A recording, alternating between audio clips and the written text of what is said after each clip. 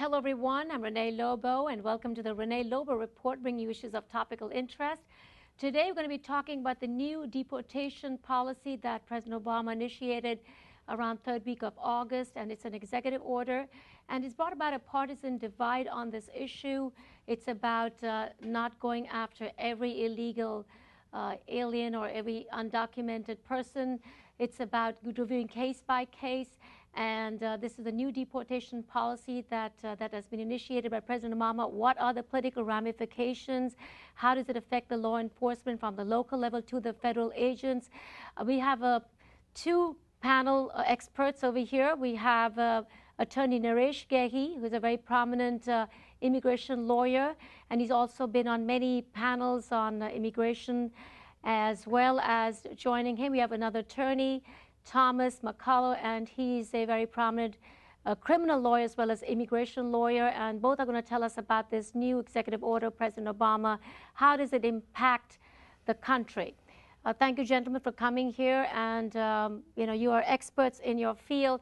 Now, we know that President Obama's executive order on the new deportation policy for undocumented people in this country has created a lot of controversy. The conservatives don't think it's the right policy. They think it's a backdoor administrative amnesty, while the Democrats are lauding his effort because it's unifying families and putting the undocumented in the system and bringing families together. That is what the nation talks about, unifying families. So tell us from your perspective, what do you think about this new deportation policy? Firstly, it's always a pleasure being with you, Renee, on the show. You just conduct a fantastic show. In terms of what this executive order means, firstly, I must tell our viewers that this is not an amnesty. Because half the time we get a lot of phone calls from people that, Mr. Gehi, we've heard about this new deportation policy and people are getting green cards. Please do not be misled that this is not an amnesty, and please do not get fooled by people who are trying to tell you that this is an amnesty. Now, what this means to the common man. Firstly, I've tried to basically figure out as much as I can, so I'm going to just explain the meat and potatoes of this policy to everyone in intricate detail. Firstly, they said that they're going to prioritize people who should be really deported from the country. So there's a separate list created for everyone, and what is higher priority and what is low priority. It's like the worst of the worst criminals. The worst of the worst, and I'm going to come to that. Right. Actually, the way the law had functioned, and even in the past, what the branches of the government went in the past is that let's go after those people who are a threat to this country, number one. Right. And people who are violent felons in this country, and people who are terrorists in this country. These are the people that ICE, which is Immigration and Customs Enforcement, should be going after.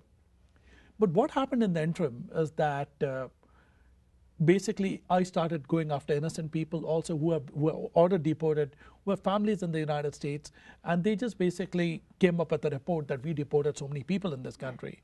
But the ultimate purpose was to go after hardcore criminals, which didn't happen. So finally, what this memorandum has done, based on my understanding, is that they've basically prioritized as to who should be deported from this country. The highest level of, the highest number of people should be people who have aggravated felonies in this country. An aggravated felony is a person who's charged with a felony. I think Tom will be an expert who will be talking about this. Basically, a person who has been charged with a crime and actually pled guilty to a crime, wherein the punishment is for more than 1 year. So, example, a murderer, a rapist, someone who's a serious felon should be deported, a burglar. That was the ultimate purpose of it. But what happened in the meanwhile is that they would pick up people for simple crimes and they would send them before an immigration judge, and these people have families. So you're talking of civil cases versus criminal cases? Yeah, even people with minor crimes. For example, if you look at it, a violation is actually not a crime. Right. That's very well said under the CPL, Criminal Penal Laws of New York. And even these people have been picked up and they've been ordered deported, irrespective of the fact that they've had families here, and of course they've had an order of deportation. They've been sent back to the home countries, and they don't look at the consequences that may prevail on the family which is in the United States. Now I know that, Tom, that Homeland Security as well as the Justice Department says there are about 300,000 cases that are pending in immigration courts right now. So the whole system is clogged up, and it's a broken immigration system. We know that at this point of time. Now, 300,000 cases to be reviewed case by case by case, and using your prosecutorial discretion on this, your judicial discretion on this. How does this going to work out? Well, from my perspective, I'm hoping it takes a long time, and that it creates sort of a break on the system. Dealing with the criminal cases as I do, I see immigrants get very badly damaged by the interaction with the criminal court. I describe it either at the beginning or the end of the process. I can get a case for a very minor, literally spitting on the subway platform, and that case is handled as nothing with nothing in the criminal court. However, the computers are all talking to one another, and so the police central booking computer speaks to ICE, and if that person who spat on the sidewalk is in the immigration process and is under an order of deportation, the New York City Police Department will hold that person even after we dispose of literally spitting on the subway. Happened? Yeah, I've had that case, and they'll hold the person for 3 or 4 business days waiting for immigration to pick them up. So that's one big problem.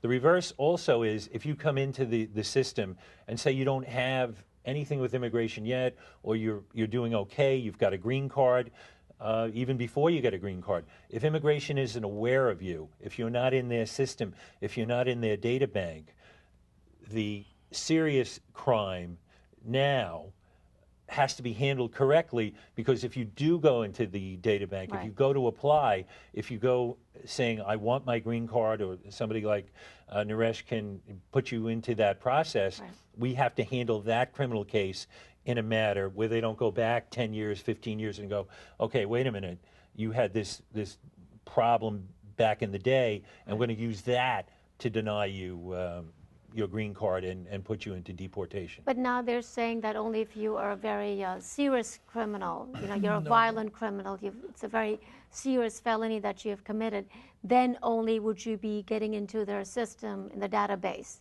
That's not really happened until now. But will it happen from now on with this new procedure? We hope, but Obama even now that about? has not happened, because recently I just got a case today that the person just had, this is a fantastic case actually. I had a gentleman come in and visit. He came here on a visitor's visa. And this gentleman even applied for his extension of his visitor's visa now. And in the interim, immigration came to his house to pick him up and said that you overstayed the visa. And this man had a receipt to show them, listen, I've not violated any of the laws, and I've applied for an extension, they still picked him up. Right.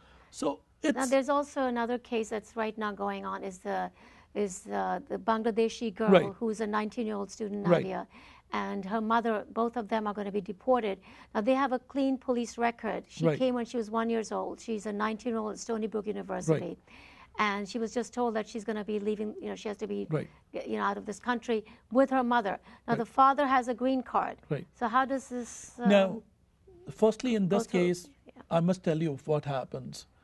The little that I read about this case is that they had applied for political asylum many years ago, which means that, you came before the U.S. government around 11 or 12 years ago and told them that you cannot go back to your country because you suffer persecution under Section 208 of the Immigration and Nationality Act because of your membership in a social group, or because of your political opinion, or because you cannot practice your religion.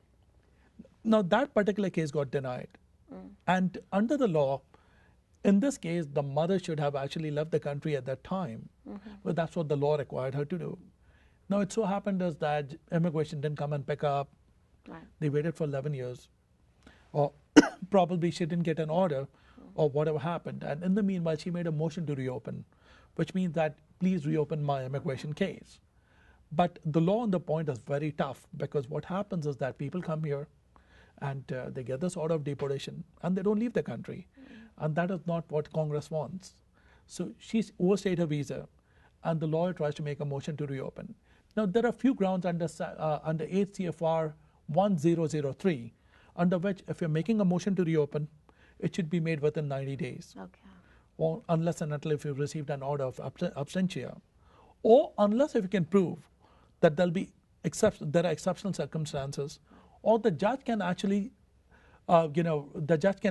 exercise his or her sua sponte power to reopen the case. But how does the father have the green card? The mother doesn't, and the daughter's also going to be deported. Of course, probably the father took a different angle to get his green card, and the mother took a different angle to get a green card. But can the father, get the visa, the green card for the mother and for the wife and the child?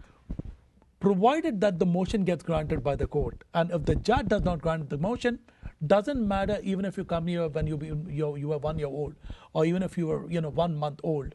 I've had cases when kids have been here when they were 1 or 2 months old, and the bottom line is that I feel that why should the system be penalizing these children because of the fault of the parents at least?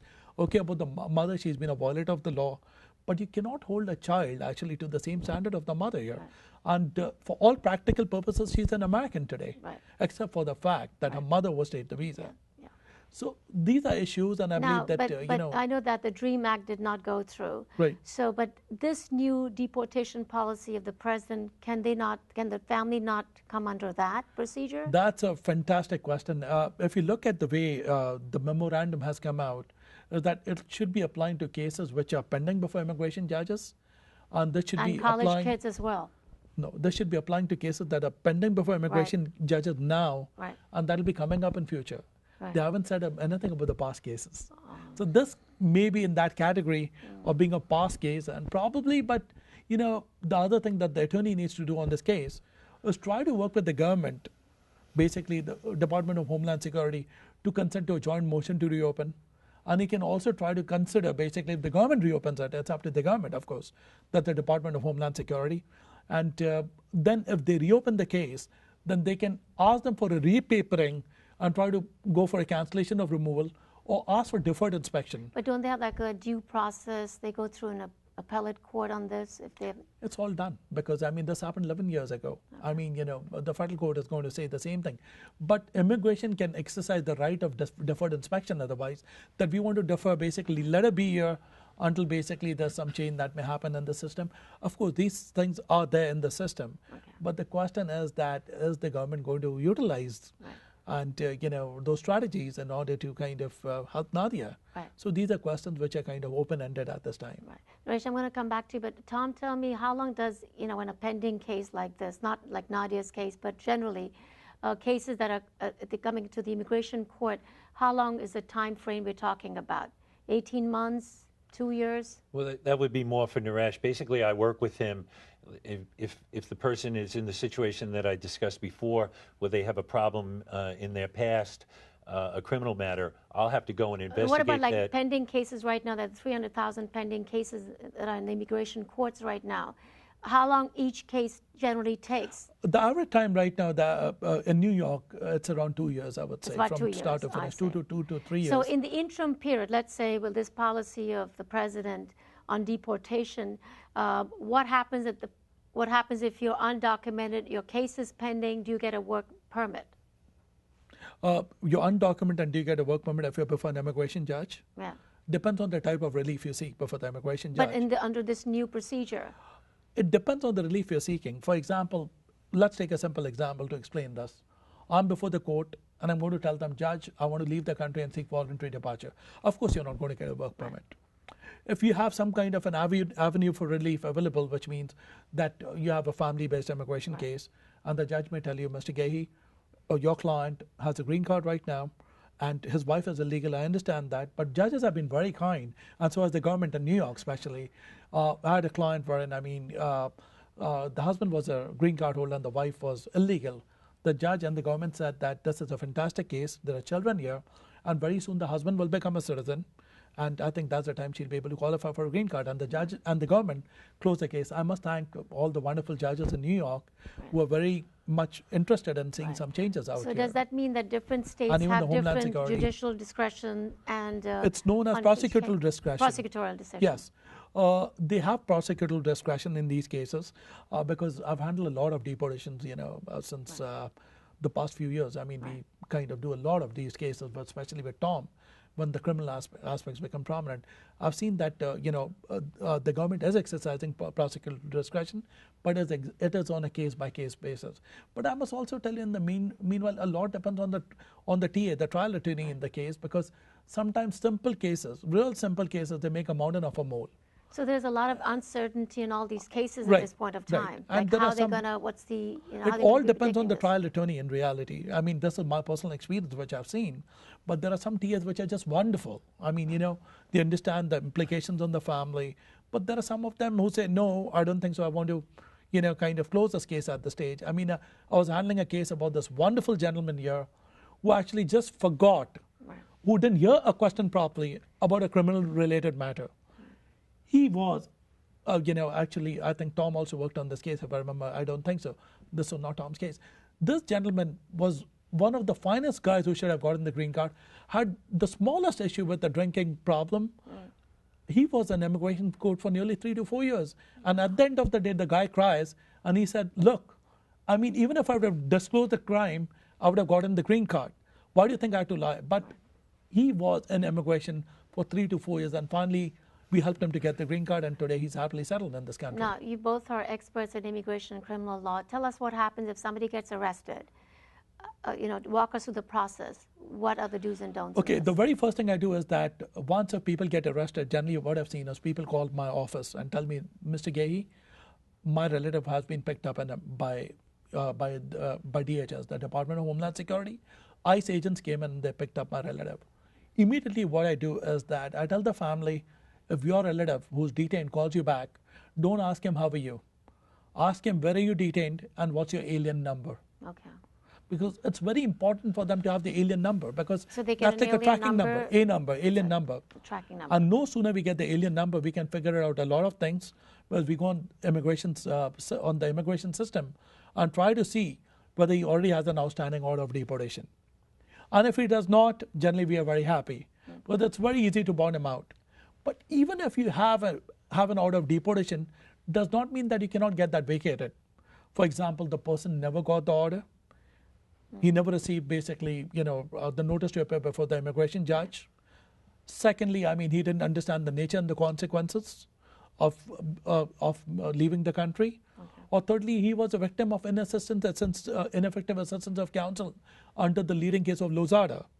And under 239 of the Act, of the Immigration and Nationality Act, sometimes the notice to appear is deficient, doesn't give you the date and time of the hearing.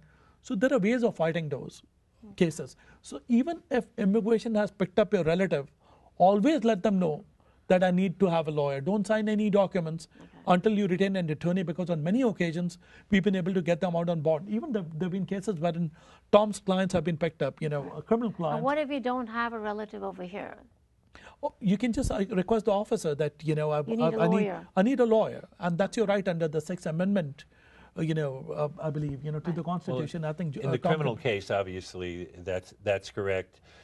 If an indigent person or they have no backup, they have no family, it can be a crisis, obviously. Right.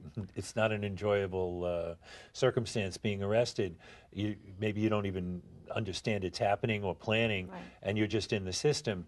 Here in the city of New York, the Legal Aid Society, or here in Queens, right, Queens Law Associates, public defenders, in essence, man the courtroom for the arraignment. And then the issue, either if you can't afford an attorney, obviously, legal aid would stay with the case, or what I certainly prefer, legal aid doesn't work on the case until it actually comes into the courtroom. There's a 24-hour period where you're in police custody leading up to the arraignment, where you're at a tremendous disadvantage if you're going to have to wait for legal aid. If there is family and there is backup and support, if you can get a private lawyer on the case immediately. I'm sometimes, if people are really on top of things, I'm actually speaking to the arresting officers in the home as the arrest is happening, and then there's a person who's really been on top of it and knows what they're doing, and it's very it's hard. It's an emotional, chaotic situation. But if I'm in the case that early, I'm immediately telling the officers that the client is represented. Right. You should not that you should not, you cannot speak to him. He's exercising his right to remain silent, and I'm the attorney. What if they can't afford legal fee? Then you're basically in this limbo of being arrested, and there's a court order here in New York that you're supposed to see a criminal court judge within 24 hours of your arrest, with cutbacks. They've actually cut back the schedule in the courthouse in terms of how long they work. I don't really know how that's playing out. If there had to have been a court order saying you have to be in 24 hours before the cutbacks, are they holding to that now? Maybe not. But then you're basically in the clutches of the system for 24 hours without an attorney working on it. Legal aid only finds out about the case when it actually gets docketed and into the courtroom. And is it too late at that time? It can be. You can have made a confession. The Queens District Attorney's Office actually will invite you on big cases, difficult cases.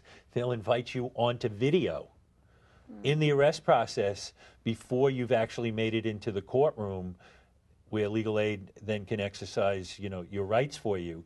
If you're in the system 10 hours down the line and you don't understand the circumstance you're in, I have nothing to hide, or whatever your attitude is, sure, I'll go on video.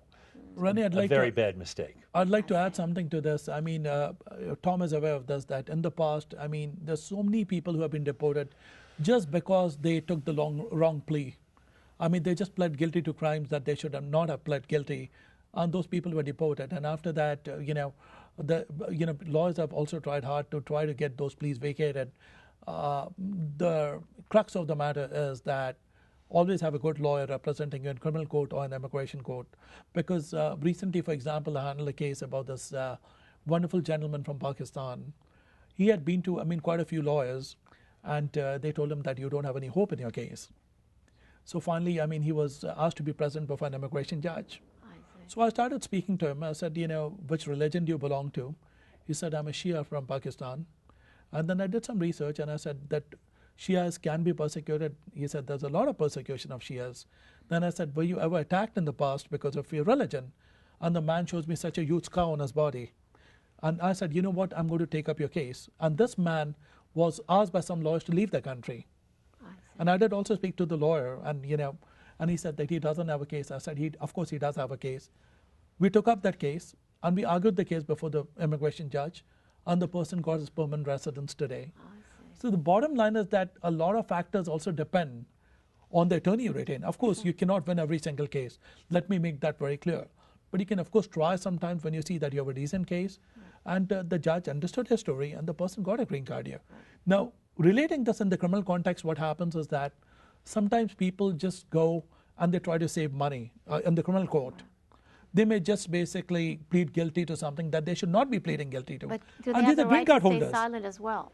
Yes. And to fight the case and to try to work out a disposition that's going to be better handled with immigration, that it's not going to be a deportable crime, a crime of moral turpitude. Now, look at this example. A person is a green card holder.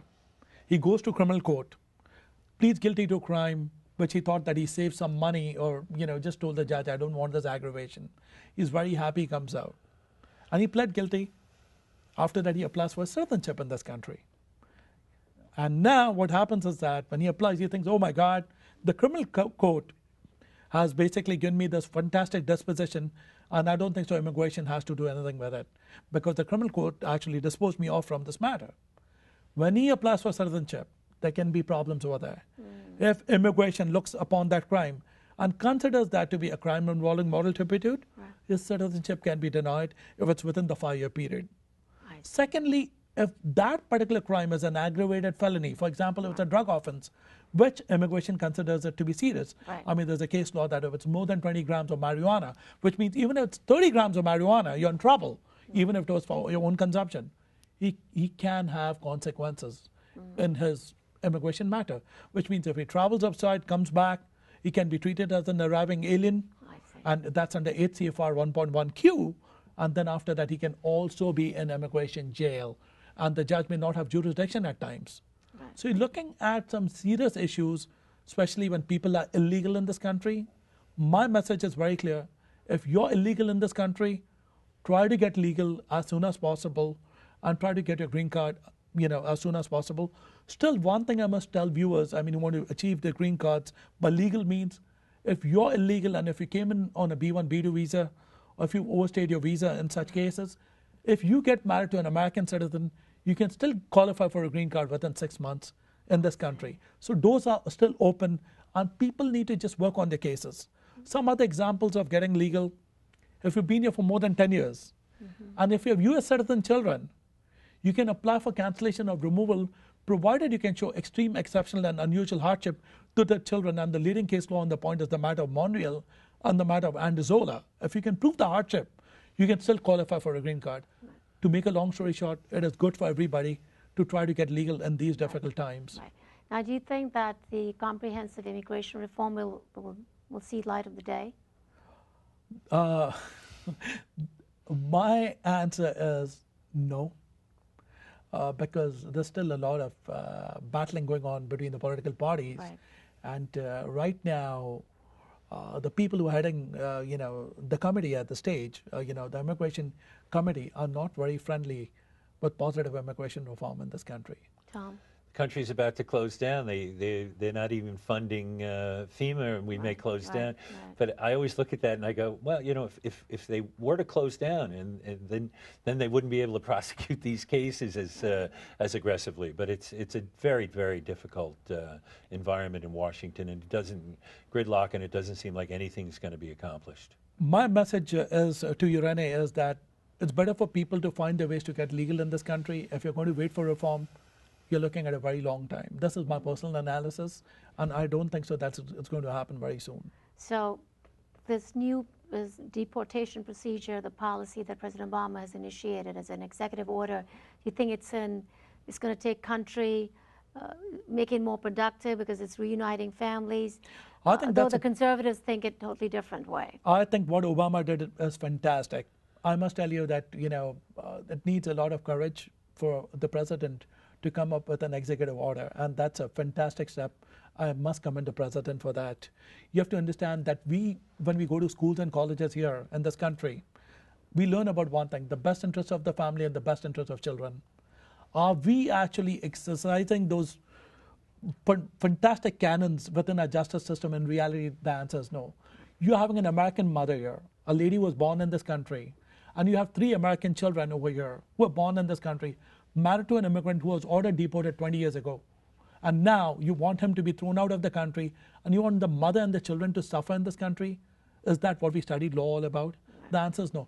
Judges should be given more powers, and I feel that judges should be having subjective discretion to actually, witness the hardships of what the family is facing, because what Congress has done here, they've taken over those rights from judges. Tom, we've got last few seconds. Your thoughts on this? Become a citizen. If you're looking to stay here, that's obviously your number one line of defense.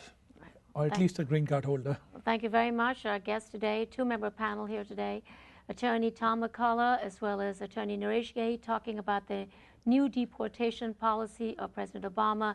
I'm going to be talking to them in the next few months as well, how this policy fares out in this country. I'm Renee Lobo. Thank you so much for watching the Renee Lobo Report.